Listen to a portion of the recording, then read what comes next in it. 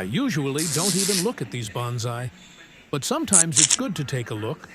They're mass-produced bonsai, not very interesting, but every now and then you can find something good. And above all, you can find decent plants at ridiculously low prices. 8.75 euros for a small bonsai, even if it's just a cutting, is really cheap.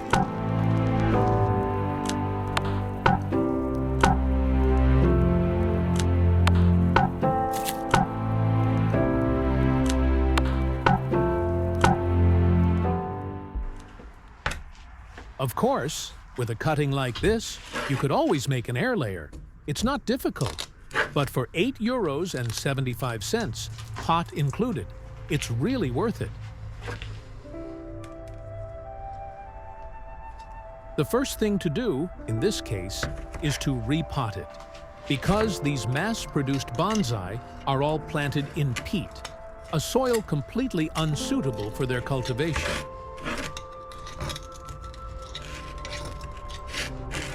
Peat retains too much moisture, and if it dries out too much, it becomes water repellent, so it either suffocates the roots or dries them out.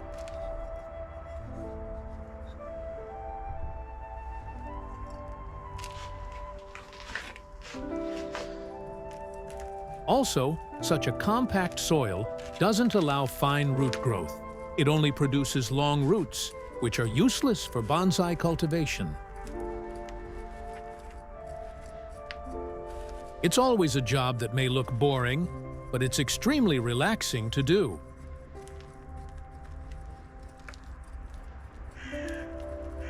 Cleaning the roots slowly, without rushing, making sure not to damage the finer ones.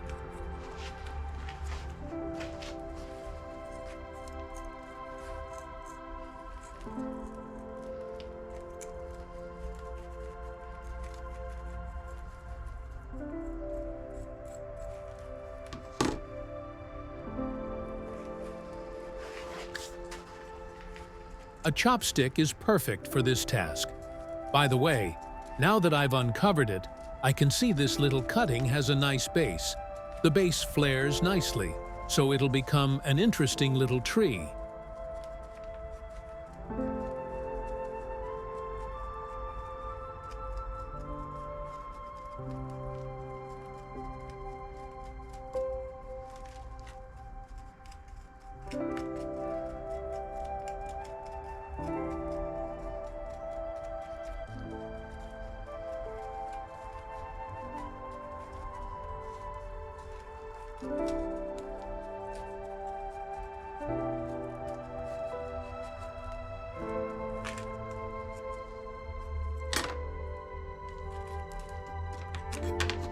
See these long roots?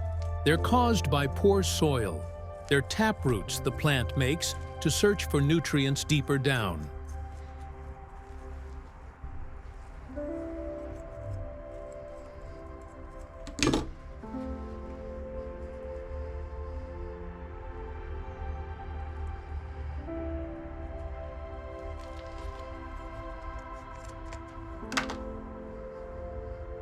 The base widens nicely, so it'll make a good main bonsai.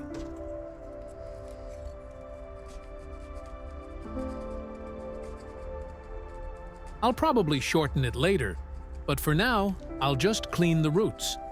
Often, when you buy or collect bonsai, they look less attractive than they really are. But once you uncover the roots, the base turns out to be much more interesting. Let's remove the dry roots and the long ones we don't need.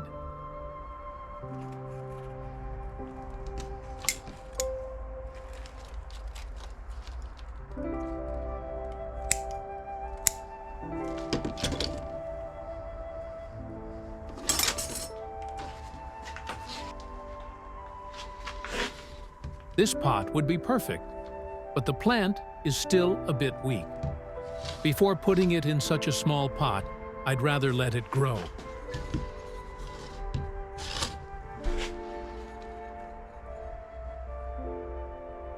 So for now, we'll put this pot aside.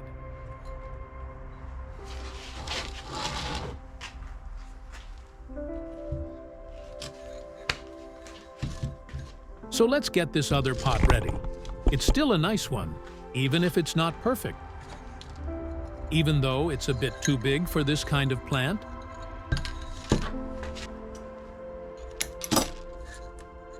Let's set up the wire to anchor the plant to the pot. With small plants like this, you really have to tie them down.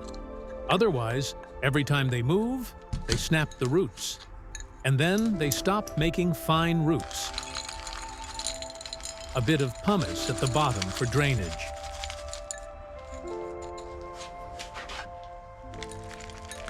Then I add some coarse bonsai soil that I mix myself. It's made of pumice, volcanic rock, zeolite, worm humus, and mycorrhizae. I also throw in some slow-release fertilizer.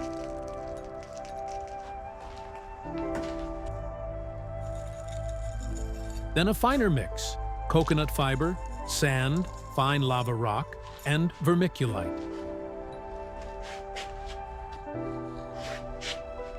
Now let's position the plant at the right angle. Let's take our time and check carefully.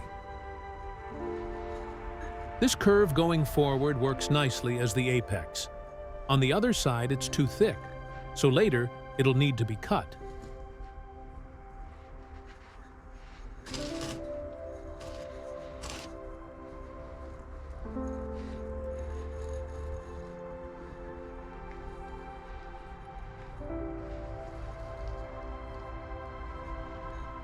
Let's tie it with aluminum wire, being careful not to damage the bark.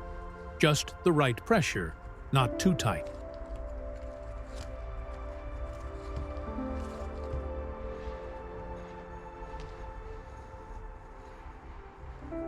Before locking it in place, let's adjust the angle again.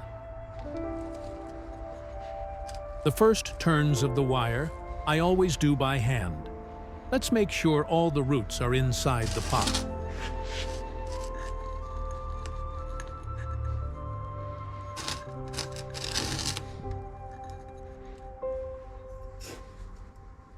It needs to lean a bit forward, so I'll put some soil underneath.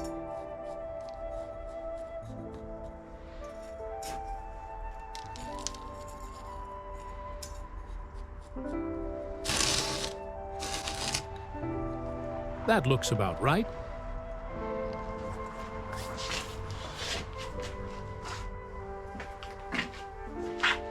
To secure it better, I'll use pliers. The trick isn't just to twist, it's to pull the wire while twisting it. That way, it tightens properly and holds the plant without crushing the roots. Cut off the excess wire.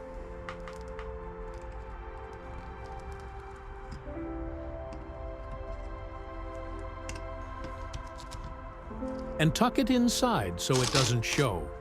Aluminum wire sticking out looks ugly. Last, checks on the angle. Then cover all the roots with soil.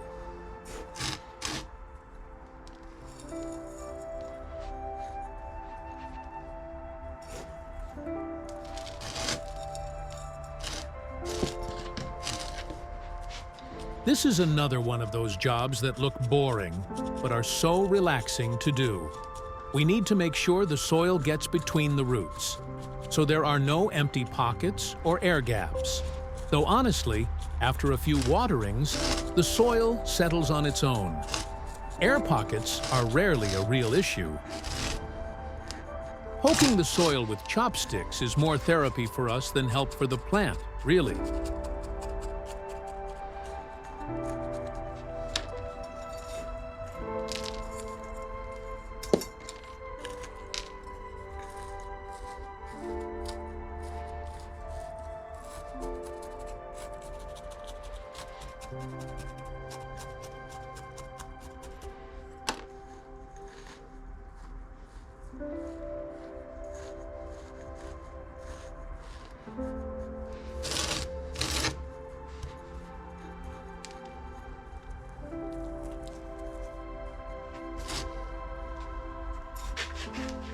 Let's put the nice pot away for next year. Now let's add some moss. Moss makes everything look so much nicer. And it keeps the topsoil from drying out, so even the surface roots don't suffer. And I love green moss. It gives that feeling of life, of calm. I have plenty growing on the walls at home, so I use it a lot.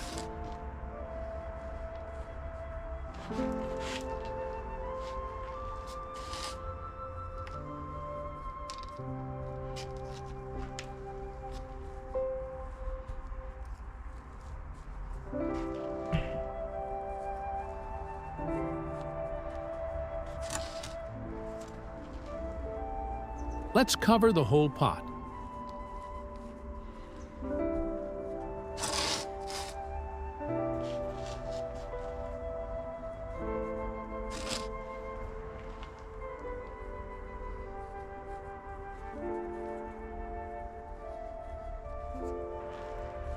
With flat tweezers, I press it gently to make sure it sticks to the soil. It's important that it sticks, otherwise it'll dry out.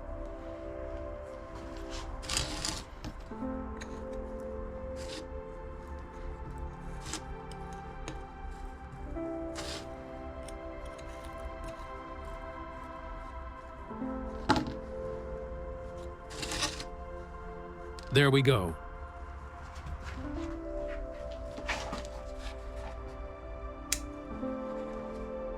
Last thing, let's remove these dry little branches. Dead twigs the plant already gave up on. Honestly, there are a few more branches I should cut. There are too many shoots sticking straight up.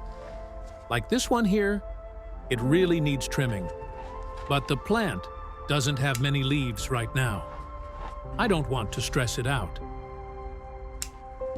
I'd rather leave as many leaves as I can, so it can get more light and store up some energy, at least for what's left of the season. It's already November. Daylight's fading fast. I'll just take off this one. It looked awful anyway. It was too ugly to leave, couldn't stand it. Just a light cleanup to tidy things up. This branch could become the first main branch, so I'll lower it to give the tree a more triangular shape. This one's dead too. Off it goes. The pruning is minimal here, but something has to be done. There's always that choice. Keep an ugly branch or cut it off. Leaving it means more leaves, more photosynthesis. Cutting it means starting to shape the tree. But right now, shape isn't the goal. Our main focus now is making sure it survives and grows.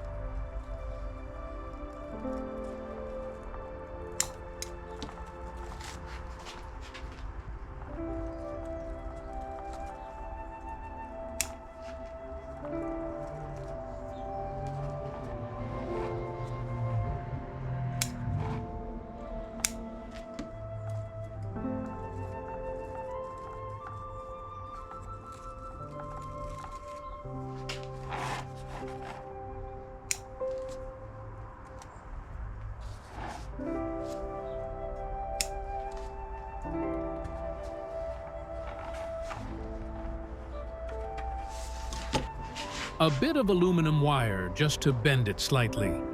Hopefully the plant doesn't drop that branch later, because until next spring, we don't really know what'll make it. We don't know which branches will stay alive or if new ones will pop out. Zelkova's a tough species, though. It doesn't give you much trouble. I never buy anything other than ficus and Zelkova. The others, like Carmona or Sarissa, are way too delicate. They can't handle the cold in my area. I prefer trees that can stay outside even through winter, like these ones right here. All right, just one more wire, just to lower that branch that might become the first one, and one in the back to add some depth.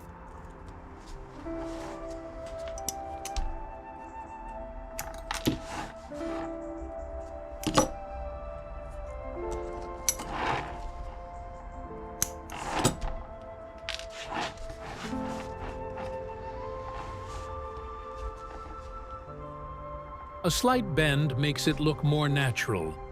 Let's hope it keeps growing and thickening. There are a few other branches that might turn out interesting, but for now, I'll just leave them be. We'll see how it all goes next spring and summer.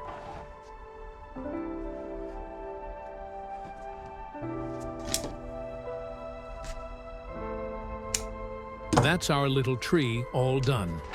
With just €8.75, we got this plant. If all goes well, next year it'll be worth a lot more.